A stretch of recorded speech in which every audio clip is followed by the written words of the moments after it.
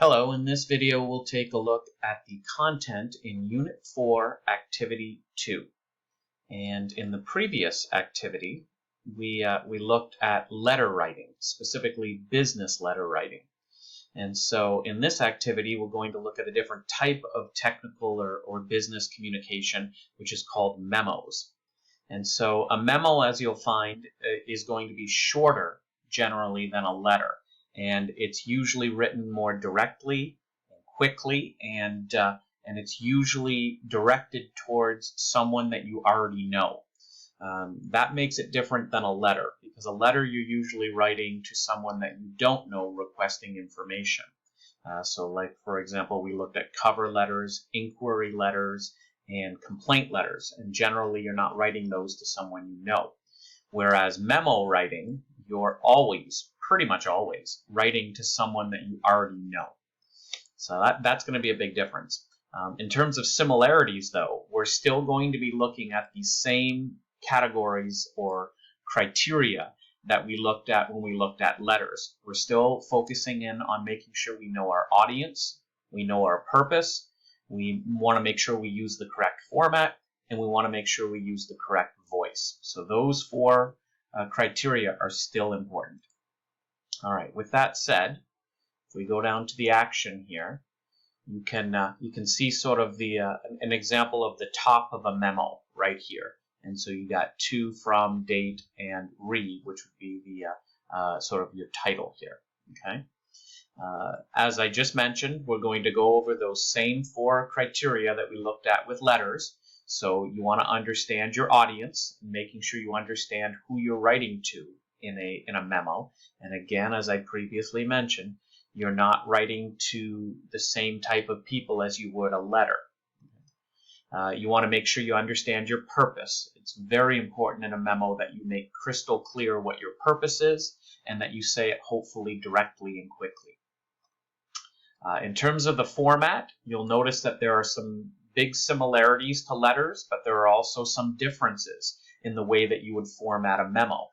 For example, one of the major differences is in a memo, you often use point form or bullet points, for example, like right here, whereas in a letter, you generally don't do that.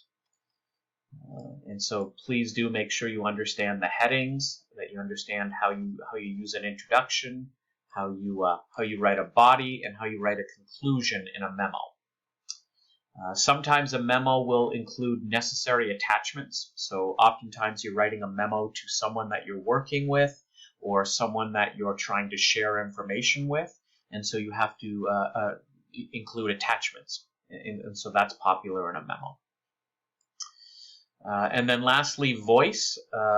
The voice of a memo is very similar to the voice of a letter.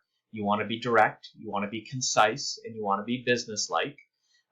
Even more so than in a letter, you want to be direct. The purpose of a memo is to be short and sweet and get your point across as quickly and as clearly as you can. So what you're going to do is you're going to take a look at some memo samples, and there's going to be 4.